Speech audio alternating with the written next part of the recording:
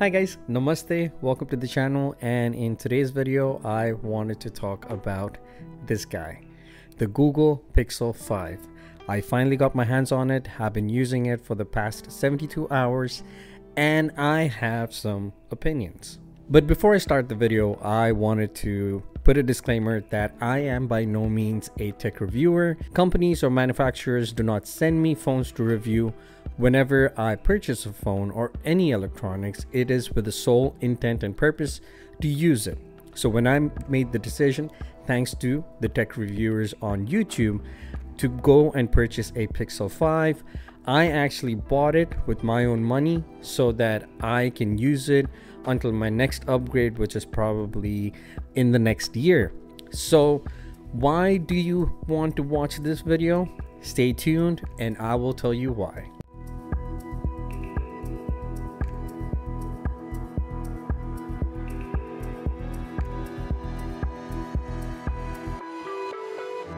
Alright, so like I said, whenever I purchase a phone, I purchase it so that I can use it like every other normal human being who is not a tech YouTuber or a tech reviewer on YouTube. I actually have been using the Note 9 for the past 2 years, and finally I thought it's time to upgrade, and I have never had a Pixel phone in my life so far. So I was really excited to buy a phone that was affordable. This one was $699 plus tax. So again, mid-ranged phone, mid-range priced phone, and I was excited that I don't have to sell an arm and a limb to go out and buy a phone or upgrade my phone. To be honest, Samsung was offering a deal where if I actually traded in my Note 9, the Note 20 Ultra would have costed me about $1,049. Again, for me, it's really odd and I feel uncomfortable when I have to spend 4-digit figures on a phone. So again, $699, a really sweet spot, but I hear you that there are other phones, there are other new phones like the Samsung S20 FE or even the OnePlus 8T that has come out that has better specs on paper. But why the Pixel 5? So first things first, as soon as I came home, I unboxed it.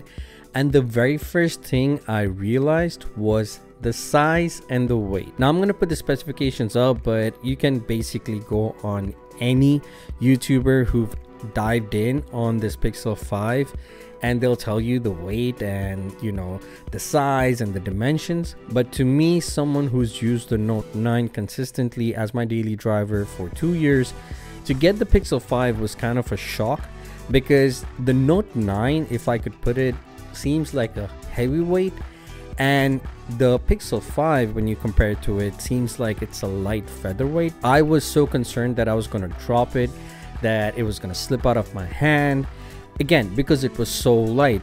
At times I had to check my pocket to make sure that I'm actually carrying my phone, because again, with the Note 9, when you put a case on it, you feel the weight of the phone.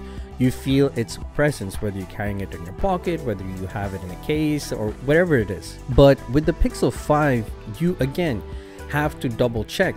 I was waiting on the case that I ordered, so until that came, I actually went and got an OtterBox, and once I put it in the OtterBox, it felt good. But now I've actually switched to this case. It's called the Pila case. This is actually a environment friendly case. It is made with plants and it's safe for the environment, less carbon footprint. They have not sent me this case for free. I actually brought this again with my own money, and again, they're not paying me for this review. They will be watching this review maybe the same time you guys are. So but I highly recommend this case. But back to the phone. So once I opened it up and I started the process from transferring my data from the Note 9 to the Pixel 5, it was seamless.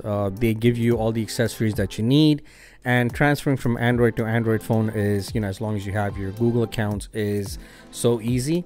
And I know a lot of people have thrown a fit that Google chose to go with the Snapdragon 765G, but I saw the performance of it, or first impressions, when the data was being transferred.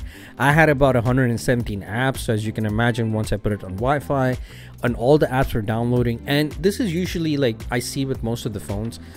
During that first initial setup, your phone kind of becomes a little bit hot, because again, It's trying to sync and download all this data that you have. And if you have a ton like me, your phone is basically going to work in overdrive mode, and you kind of get a sense of how the phone is going to handle multitasking or doing a lot of things in that first initial phase. And to be honest, I was really impressed the way in which the Pixel 5 with its 765G Snapdragon processor was handling. Not only was the 117 apps being downloaded and updated, I was actually being a little bit impatient, and I was trying to download more apps on the side, and I thought, here I go, I'm gonna crash my phone, because again, the Note 9 actually has the Snapdragon 845 chip in it. So in a way, I'm kind of downgrading for an upgrade, if that makes sense, but I am totally impressed with this phone. So in the past 72 hours, me using a 765G processor on the Google Pixel 5 has not been any issue. I've been playing my regular games like I usually do. I've been doing my regular work like I've been using.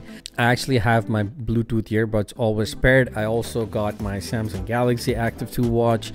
So again, it handles everything seamlessly. There doesn't seem to be any issues. Now, I'm assuming partly this is because when someone uses the Pixel, they are actually getting the most purest form of Android. Now, with other manufacturers like Sony or even the OnePlus, they actually add their own UI on top of Android. And whenever those extra bloatware or extra software is put on the phone and processes have to go again through that extra layer of user interface, I think that's when you need that extra processing power. Because again, because of Android being Android on the Google Pixel, you really don't need too much power. With the other phones, it's usually the hardware supporting the software, but with the Pixel 5, it's the other way around. It's the software supporting the hardware. All the magic happens on the software end of the Pixel, and this cannot be more true when it comes to the camera. On paper, the camera looks basic, but I've taken pictures with it and I've compared it to the iPhone 11 Pro Max that my wife Marina has. I gotta tell you, the Pixel 5 pictures blows everything out of the water. I've taken night shots, I've taken some videos, and with that 90 hertz display, again, a pretty contentious point for a lot of people because it's not 120 hertz and it's not always 90 hertz. It switches from 90 to 60. I gotta tell you, I am absolutely in love with this camera, with this display, but that doesn't mean I don't have certain complaints or I wished Google did some things a little bit differently. I wish the screen was a little bit bigger, like the Pixel 4a 5G. When I was at Best Buy trying to get this phone, they had the 4a 5G on this, and I wish the display was a little bit bigger. But again, compromises for a phone that was $699. Now, usually when I'm playing games, the display of the games is a little bit lower so that the hole punch of the camera is not shown, but that tends to make the game go a little bit lower. But again, small gripes for a phone that is this affordable in a day and age when phones are getting more and more expensive. You could basically buy a laptop a couple of years ago for all the phones that are being priced right now. Now, for me personally, I am absolutely in love with this phone, and I understand why some people might not share the same sentiments as me.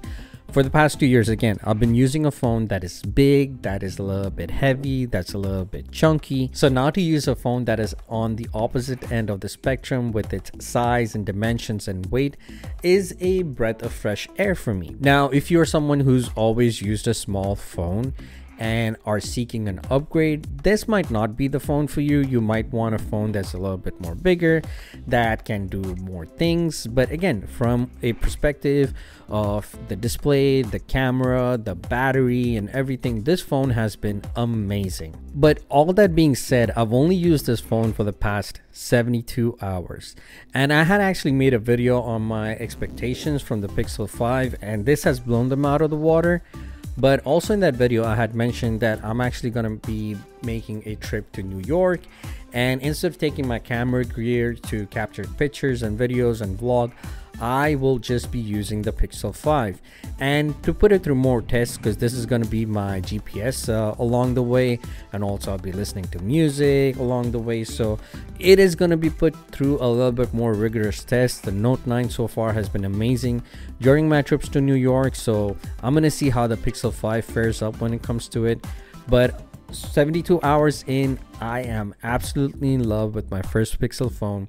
This is just amazing, and if you're looking for a new phone in the market with an affordable price tag with a pure Android experience, this phone is definitely it. So thank you for watching the video, guys. Leave a comment, let me know what question you guys have, and is this something that I can answer for you. I will be more than happy to address it in my next video. But hopefully all you guys are safe, all you guys are healthy. I will see you guys soon. Take care.